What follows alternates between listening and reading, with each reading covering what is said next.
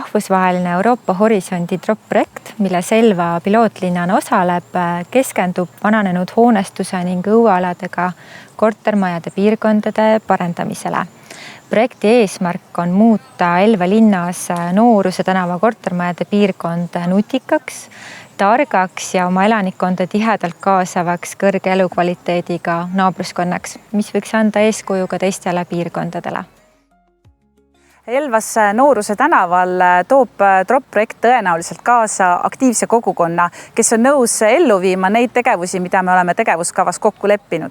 Ehk siis oma hooviala ümberkujundamist, oma hooviala rikastamist siia igasuguste lisategevuste ja lisaatraktsioonide paigaldamist, miks mitte osalemist ka meie Elva valla kaasava eelarve raames siis mõne hooviala lahenduse toomiseks siia.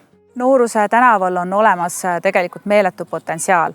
Siin on olemas palju loodust, siin on olemas vallale kuuluv munitsipaalmaa, mille abil saab siis lahendada päris palju probleeme. Et siin on nagu ümbruskonnas ka näha päris palju parkimisprobleeme, siin on liikluskorralduses lahendamata küsimusi ja siin puudub ka selline vaba ja veetmise võimalus ja laste mänguväljakud, istumisvõimalused.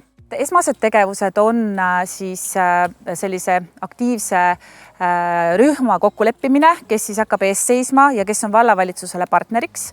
Ja sealt edasi tulevad siis juba näiteks võimalus osaleda Elva valla kaasava eelarve raames siis niimoodi, et nad saavad pakkuda midagi rikastavat oma õuealale ja samamoodi taotleda võib-olla välisrahastuse abil mänguväljakuid või mingeid muid rajatisi oma hoovile.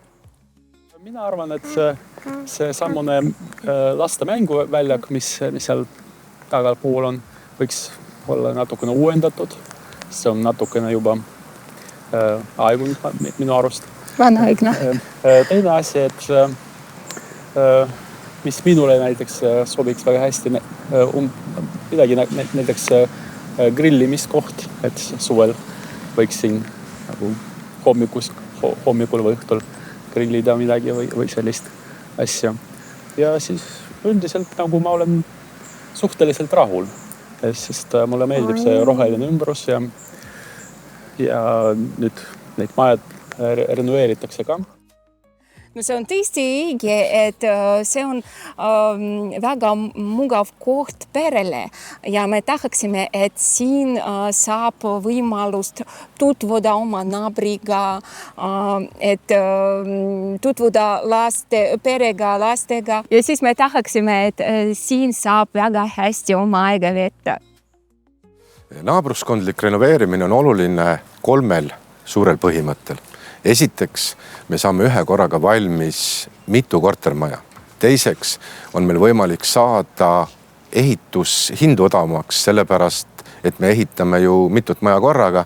Ja kolmandaks, mitte vähem oluliseks on kindlasti asjaolu, et kogu hoone ümbrus saab kenasti ajakohastatud ja vastavalt ka inimeste vajadusi arvestades.